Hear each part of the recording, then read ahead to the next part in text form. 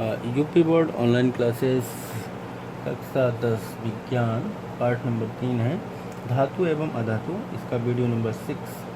तो इसमें हम धातु एवं अधातु की पहचान करेंगे। तत्वों से धातुओं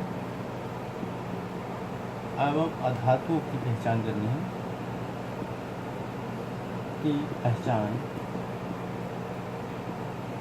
इलेक्ट्रॉनिक विन्यास के आधार पर।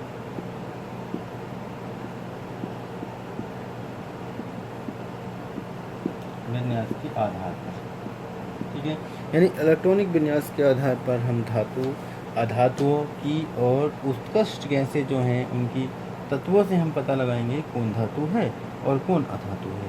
बहुत बढ़िया क्वेश्चन है, इससे कैसे पता लगाया जा सकता है। देखिएगा, जो बाह्यतम कक्ष इलेक्ट्रॉनों को कक्षक में भरने का क्रम, ये कक्षक में भरे जाती हैं। के पहली कक्षा होती है, एल दूसरी कक्षा होती है, एम तीसरी कक्षा होती है और एन चौथी कक्षा होती है। इसमें इलेक्ट्रॉनों के जो भरने का क्रम है 2, 8, 18, 32 है। यानी फॉर्मूला होता है 2n स्क्वायर। n बराबर अगर 1 रखते हैं, n बराबर 1 पर पहली कक्षा आ जाती है तो क्या हो जाता है, n बराबर 1 पे 2 × 1 का स्क्वायर, 2 × 1 = 2। यानी पहली कक्षा में यानी के कक्षा में 2 इलेक्ट्रॉन रह सकते हैं और L में यानी दूसरी कक्षा के लिए n बराबर अगर 2 रखेंगे तो 2 × 2 का स्क्वायर, 2 × 4 यानी 8 इलेक्ट्रॉन रह सकते हैं मैक्सिमम। और n बराबर 3 रखेंगे तो ये था के कक्षा के लिए, ये L कक्षा के लिए और ये M कक्षा के लिए n बराबर 3 रखेंगे। 2 × 3 का स्क्वायर यानी 2 × 9 = 18। ऐसे ही चौथी कक्षा के लिए n का मान 4 रख देते हैं, वो होती है n यानी कि 2 × 4 का स्क्वायर यानी 2 × 16, 16 यानी 32, यानी 2, 8, 18, 32 इलेक्ट्रॉनों का कक्षकों में भरने का क्रम है। ठीक है, अब इस प्रकार इलेक्ट्रॉनों को कक्षकों में भरा जाता है 2, 8, 18, 32। अब हमको करनी है धातु और अधातु की पहचान किस प्रकार से, तो मैं बता देना चाहता हूँ। जैसे कि 1, 2, 3, 4, 5, 6, 7, 8 वाले जो होते हैं वे होती हैं उत्कृष्ट, जिसकी बाह्यतम कक्षा में 8 इलेक्ट्रॉन हो। उत्कृष्ट गैस यानी कि वो पूर्ण गैसें हैं या उसको निष्क्रिय गैस भी कह सकते हैं। उत्कृष्ट गैसें या निष्क्रिय गैसें वो किसी से किसी प्रकार की क्रिया नहीं करती, जिसकी बाह्यतम कक्ष पूर्ण होती है, उनको उत्कृष्ट गैस या निष्क्रिय गैसें कहते हैं। 5, 6, 7 जिसमें लास्ट में 5, 6, 7 बच रहा होता है, यानी कि 5, 7 बच रहा है तो -1 संयोजकता होती है, 6 बच रहा है तो -2 संयोजकता होती है और 5 है तो -3 संयोजकता होती है। ये वाली होती हैं हमारी इधर की अधातुएं। और 4 वाली जो बीच वाले हैं ये +4 भी हो सकते हैं और -4 भी हो सकते हैं। ये होती हैं उपधातु, यानी धातु और अधातु दोनों की तरह व्यवहार करती हैं। और जो 1, 2, 3 वाली हैं 1, 2, 3 ये होती हैं धातु, जिसकी बाह्यतम कक्ष में 1 इलेक्ट्रॉन हो तो वे धातु। 1, 2, 3 वाली धातु, 4 वाली उपधातु। उपधातु में carbon, silicon and germanium, carbon, silicon and germanium, carbon, silicon and germanium ये उपधातुआं होती हैं। मेनली कार्बन को उपधातु के रूप में यूज़ किया जाता है, परंतु हम यहाँ पे बात कर रहे थे धातु एवं अधातु की पहचान। तो ये तो हमने इस तरह से बताया। मैं कुछ एग्जाम्पल बताता हूँ। जैसे धातुओं में कुछ नाम हैं, हमने बताए थे sodium, magnesium, aluminium, potassium, calcium, ये नाम धातु के बता रखे हैं। ठीक है, ऐसी अधातु में nitrogen, oxygen, fluorine, phosphorus, sulphur and chlorine. अब इसमें ये तो रटने वाली बात हुई, किस तरह से बता दिया गया किस में धातु है और कौन अधातु है।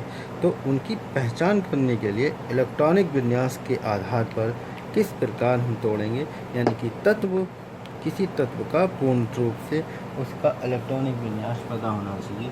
जैसे कि Na 11 Na है, परमाणु क्रमांक होता है इसका 11 और परमाणु भार होता है 23। 11 को तोड़ेंगे कक्षकों के रूप में 2, 8, 18, 32 के रूप में 2, 8, 1, यानी K कक्षा, ये L कक्षा और ये M कक्षा। M में इसका केवल एक इलेक्ट्रॉन है, एक इलेक्ट्रॉन है तो क्या हो गया, धातु, यानी कि 1, 2, 3 वाले क्या होंगे, धातु होंगे। इसी प्रकार मैं इधर से एक उठा लेता हूँ नाइट्रोजन N का होता है 7 परमाणु क्रमांक, N14 यानी कि 14 होता है उसका परमाणु भार। तो 7 को तोड़ेंगे 2 और 5, पहली कक्षा में 2 इलेक्ट्रॉन और L कक्षा में 5 इलेक्ट्रॉन। 5 है तो संयोजकता -3 आएगी, यानी 5, 6, 7 इसमें आ रहा है तो वो अधातु है। 5 आया तो क्या हो गया, अधातु हो गया, ठीक है। 6 वाला भी अधातु है, 7 वाला भी अधातु है। अगला उठा लेते हैं, जैसे कि एकक इनका हो जा रहा है, जैसे नाइट्रोजन हो गया, इधर से हम ऑक्सीजन ले लें। ऑक्सीजन का परमाणु क्रमांक 8, परमाणु भार 16 होता है, तो 8 तोड़ेंगे, ये होगा 2, 6। तो बाह्यतम कक्षा में कितने हैं, 6 इलेक्ट्रॉन, ये K कक्षा थी और ये L, 2 ही कक्षा टूटी है, 6 आ गया है तो क्या होगा, अधातु होगा। तो इस प्रकार जैसे लास्ट में क्लोरीन है 17 होता है और यहाँ 35.5 होता है। परमाणु क्रमांक याद होना चाहिए, परमाणु क्रमांक से ही पता लगा पाएंगे कि एलिमेंट में तोड़ के कि कौन धातु है और कौन अधातु है। यानी 17 को तोड़ेंगे 2, 8, 10, 7, 17, ये K कक्षक, ये L कक्षक और ये M कक्षक, K, L and M। तो M में इसके 7 इलेक्ट्रॉन है, तो 7 वाला क्या होगा, अधातु होगा, ठीक है। तो 7 वाला क्या मिल रहा है, अधातु, और 1, 2 एंड 3 वाला धातु। जैसे यहाँ से Mg मैग्नीशियम का हम उठा लेते हैं, 12 एंड 24 होता है शायद, 24, ठीक है। तो 12 का टूटेगा 2, 8, 10 एंड 2, 12, ये K, ये L और ये M। K कक्षा, L कक्षा और M कक्षा। कितने बाह्यतम कक्षा में इलेक्ट्रॉन है, 2 है तो धातु होगा, ठीक है। तो इस प्रकार से हम धातु एंड अधातु की पहचान कर सकते हैं।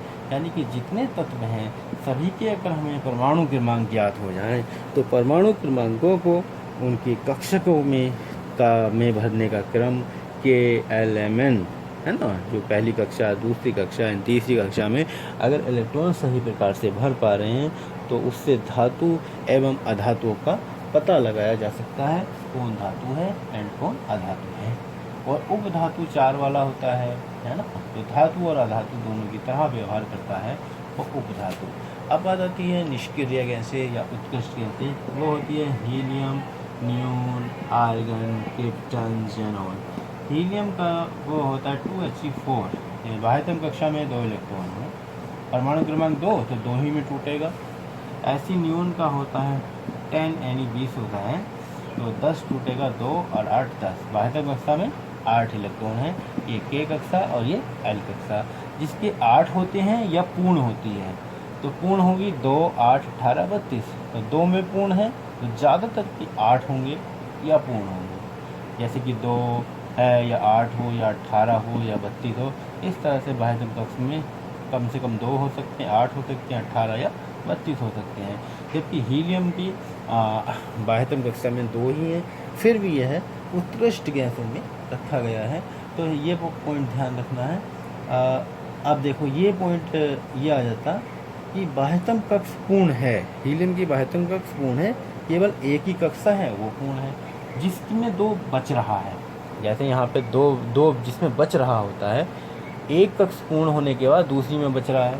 जैसे 3 होता तो 2, 1 बच रहा है, 4 होता तो 2, 2 बच रहा है, ठीक है। तो इसकी बाह्यतम कक्ष पूर्ण नहीं है, अपूर्ण है। ये पहली कक्षा पूर्ण है, दूसरी अपूर्ण है, परंतु इसमें केवल एक ही है, जन 2 ही है, तो इसकी पहले एक ही कक्षा बनी और वही पूर्ण हो गई, यानी K कक्षा बनी वही पूर्ण हो गई। तो हीलियम को उत्कृष्ट गैसों के साथ रखा गया है। उत्कृष्ट गैसें वे होती हैं जिनकी बाह्यतम कक्ष पूर्ण होती है, तो ज़्यादातर उनको शून्य वर्ग की गैसें कहा जाता है, या 8वें वर्ग की ये भी अवस्था श्रेणी में रखी गई। यहाँ पर सरणी का एक 2 से 0 वर्ग या 8वां वर्ग एक ही में माना जाता है। यानी उत्कृष्ट गैसें को वे होती हैं जिनकी बाह्यतम कक्ष पूर्ण हो रही होती है, उनको उत्कृष्ट गैसें कहा जाता है।